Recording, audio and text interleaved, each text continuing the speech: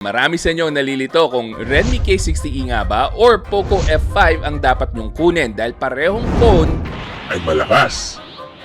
Para hindi na kayo malito, ito po yung full review natin ng Redmi K60E at tutulungan ko kayong mag-decide at the end of the video kung alin nga ba ang mas nababagay para sa inyo. Pero bago natin ituloy ang video, ito muna ang quick unboxing natin.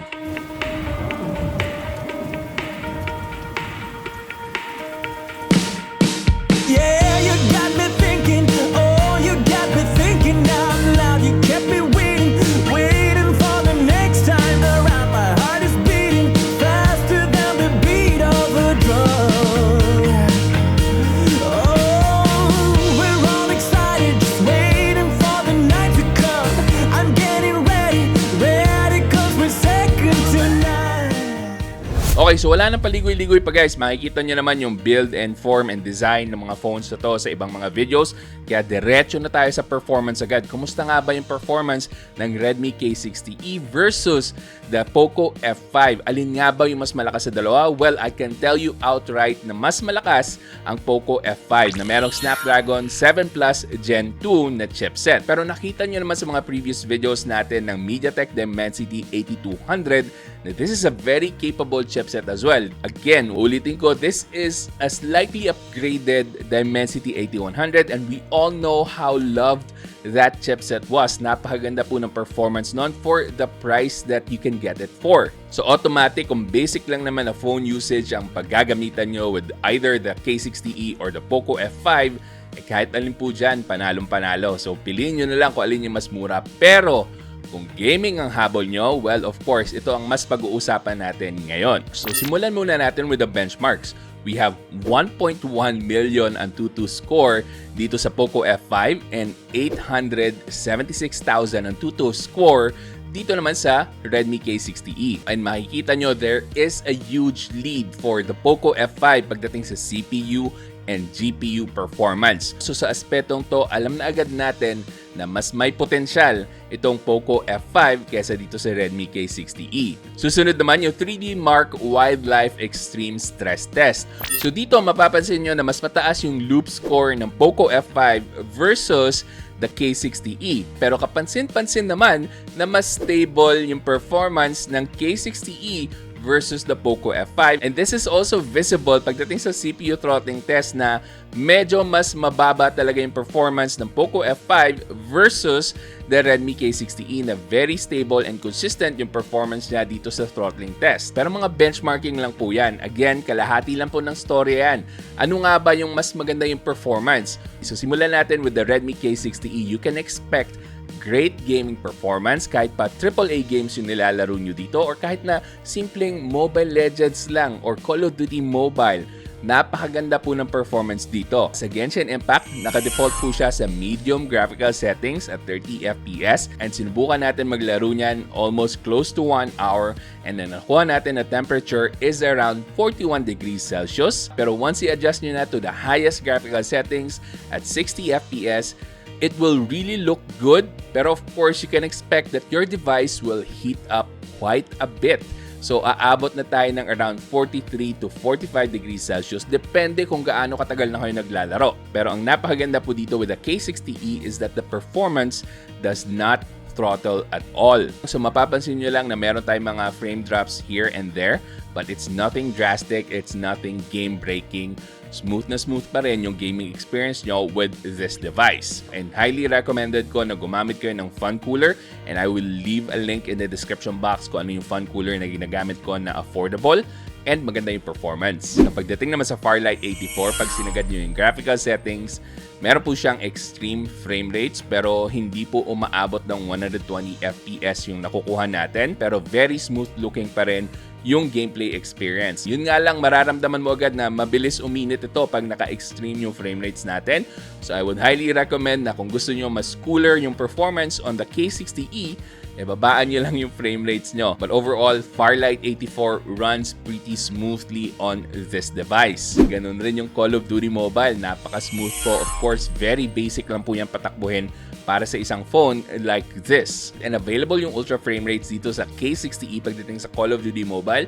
Yun nga lang, mag-a-adjust siya sa low graphical settings. And yung touch sampling rate nitong Redmi K60E is already 480Hz. So mas maganda po yan sa 270Hz ng Poco F5. Now of course, pagdating sa Poco F5, kahit na naka-update ako to the latest firmware, ganun pa rin yung performance natin. Napakaganda pa rin talaga. Kahit nasa Genshin Impact man yan, Call of Duty Mobile, wala pa rin nagbago. Wala akong nararamdaman na extreme heating issue dito. Pero syempre kahit anong phone naman, pag pinatakbo nyo ng matagal for gaming, iinit at iinit yan. So again, mas maganda kung meron kayong fan cooler kung pang matagalang gaming talaga ang gagawin nyo. At syempre, tumapat na rin kayo sa electric fan para sure na matatanggal talaga lahat ng init dyan sa device nyo. Pagdating naman sa emulator, nasubukan ko yung Aether SX2 para dito sa Redmi K60E and I was surprised na napaka-smooth ng performance ito. Talagang parang native PS2 ang ginagamit dito but with better resolution. Kasi if you guys don't know, the native resolution ng isang PS2 game is 480p. So dito sa emulator, doble po yung ginamit ko na resolution. So mas maganda po talaga tingnan. But the best part is very smooth yung gaming experience ko with Final Fantasy 12 and Onimusha 3. Although sa Onimusha 3, meron talagang mga major frame drops pagdating sa mga heavier scenes. So it really depends guys kung aling games ang lalaroin nyo para sa PS2 emulator. Pero ang masasabi ko is that this phone is very capable for emulation. Moving on, pag-usapan na natin yung display ng dalawang devices na to. So sa Poco F5, meron tayong 120Hz na AMOLED display, while dito sa Redmi K60E, meron tayong 120Hz na OLED display, and a major advantage is that 2K resolution na po yung display nito. So you have the option to use the 2K resolution or stay at Full HD resolution. Now for this comparison, nagstay lang po ako sa Full HD resolution dito sa Redmi K60E. And you would see dito sa side-by-side natin na halos wala kayong mapapansin na differences between the two. Although dito sa Redmi K60E, mas halata na merong flickering na nangyayari sa display niya. Now this is not visible naman for most people and talagang halata lang siya dito sa camera natin, pero meron ring ibang tao na mahahalata yung ganitong klaseng flickering, lalo na pag lower yung brightness natin on a phone. So if you guys are sensitive to that, then I guess the easy choice for you is the Poco F5. Pero overall, pagdating sa color, sa brightness, sa sharpness ng display, I would say it's gonna be a tie for these two, except if, of course, taasan mo yung screen resolution nitong Redmi K60E. Now, pagdating sa Netflix viewing experience, pareho naman pong naka-widevine level 1 yung Poco F5 and the Redmi K60E. Although mapapansin nyo na dito sa Poco F5, activated na yung Dolby Vision, meron po tayong HDR10 capability, whereas dito sa Redmi K60E, wala po yan. Although pareho silang capable na Full HD resolution for Netflix. Pero syempre, obvious yung advantage ng Poco F5. So pagdating sa display, I would say siguro itatay ko na lang sila kasi merong huge advantage pagdating sa screen resolution si Redmi K60E. Although meron ring advantage si Poco F5 na walang flickering na nangyayari sa display niya. And also, of course, Dolby Vision is available kung nagne-Netflix kayo. Now, this is gonna be a good fight, the cameras of the Redmi K60E versus the Poco F5. We're actually gonna be talking about the main sensor lang. Wala po tayong pakialam sa ultra-wide, sa macro lens. They're both trash. Well, not really actual trash. Alam nyo namang magagamit pa rin natin yan. But you know what I mean, na hindi talaga natin gagamitin yan kung quality ang habol natin. So, ang labanan dito is Sony IMX versus OmniVision. Alin nga ba sa dalawa ang mas maganda ang kuha? Well, there's no black and white answer.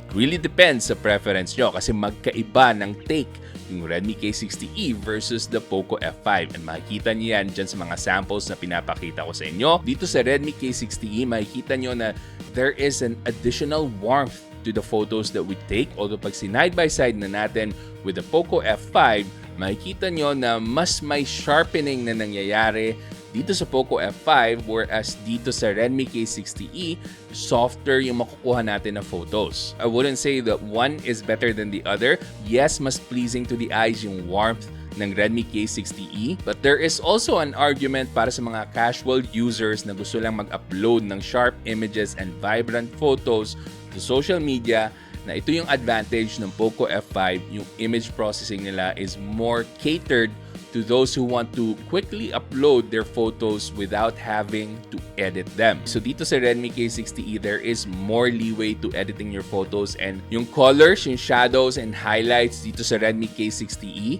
they're actually closer to what I see in real life. Whereas dito sa Poco F5, merong sharpening, merong enhancement ng highlight. And of course, mapapansin nyo dito sa very specific na picture na sobrang taas ng shadows dito sa Poco F5 na wala na po yung details dito sa Redmi K60E, pero dito sa Poco F5, kita pa rin natin yung details ng punong kahoy. Wouldn't say na meron tayong clear winner for this one. Actually, I was more surprised na kayang-kayang tumapat ng Poco F5 with the Redmi K60E kasi sinasabi kasi ng karamihan na mas maganda daw yung camera ng K60E dahil naka Sony IMX. Pagdating naman sa video, parehong merong 4K 30fps and I would say decent sila pareho when it comes to taking videos na stabilized. Very stable po, so I would say pick either one kung alin man yung mas trip nyo. Pagdating sa selfie video, merong advantage Poco F5 dahil meron tayong 1080p 60fps dito and 1080p 30fps lang dito sa Redmi K60E. Now, pareho namang disente yung quality nila but both are washed out and I don't know. Siguro mas trip ko tong Poco F5, mas may details dito sa mukha ko whereas dito medyo softer talaga yung mukha ko dito sa Redmi K60E. So kung alin man yung matripan nyo, well, parehong hindi ganun kaganda yung selfie cam nila. So there you go guys, yun po yung camera comparison natin ng Redmi K60E and the Poco F5. So para sa inyo, alin ba yung better? Naku, ako naman yung tatanungin nyo, mas prefer ko yung sharper images na nakukuha ko with the Poco F5. Yes, it's a little bit more enhanced compared to what I see in real life, but kung mag-upload ako sa social media, mas pipiliin ko yung mas madali ako makakapag-upload and hindi na ako mag-edit pa dito sa Poco F5 over the K60E. Now, pagdating naman sa battery capacity, I would say it's a clear home run para dito sa Redmi K60E na merong bigger battery capacity at 5,500 mAh versus the 5,000 mAh dito sa Poco F5. So kung bigger battery capacity ang habol nyo, easy choice for the Redmi K60E. Sa fast charging, pareho sila naka 67 watts, so I wouldn't say na merong big advantage yung either one of them. Pero syempre, dahil bigger battery capacity para sa Redmi K60E, ibig sabihin po, slightly longer siya magcha-charge compared sa Poco F5. Now, other things that you might want to know about the Poco F5 and the K60E, yung Poco F5 naka-Corning Gorilla Glass 5. Now, another advantage para dito sa Poco F5 is that meron pa rin tayong headphone jack versus dito sa Redmi K60E na although mas makapal yung katawan niya, walang audio jack na nilagay. Pareho rin pong walang expandable memory card slot itong phones na to. So tabla lang po sila doon.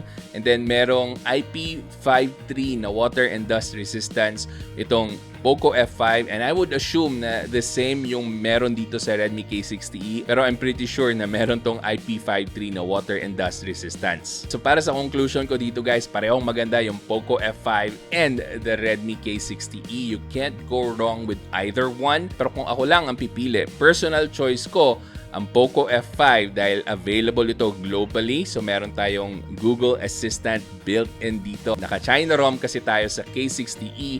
So ang assistant mo dito is yung Xiaomi AI. Mas prefer ko yung Google Assistant. Again, this is just my preference but you can't go wrong with either one. And lahat po ng links ilalagay ko dyan sa description box. At para naman sa presyo, kung makukuha nyo yung Poco F5 at close to 15,000 pesos, oh my God, sobrang steal po nun. This is a no-brainer. Easy choice po ito. Pero kung naka-SRP kasi yung Poco F5, mas makakamura ka talaga sa Redmi K60E dahil yung lowest variant nito is available for only 15,000 pesos, yung 8128. Na kung alin man yung mapili nyo sa dalawa, let me know in the comment section. Again, lahat po ng links nandyan na sa description box para legit po yung mapagbibilhan nyo ng either the Poco F5 or the Redmi K60E. So hopefully nakatulong tong video na to sa inyo para makapag-decide kung aling phone nga ba yung nababagay sa inyo. Pero kung di pa kayo nakakapili pa rin, meron po akong mga videos dyan na panigurado makakatulong sa inyo. So hanggang sa susunod, ako nga pala ulit si Janus ng Pinoy Techdad. Kita-kita ulit tayo. Yeah, you got me thinking.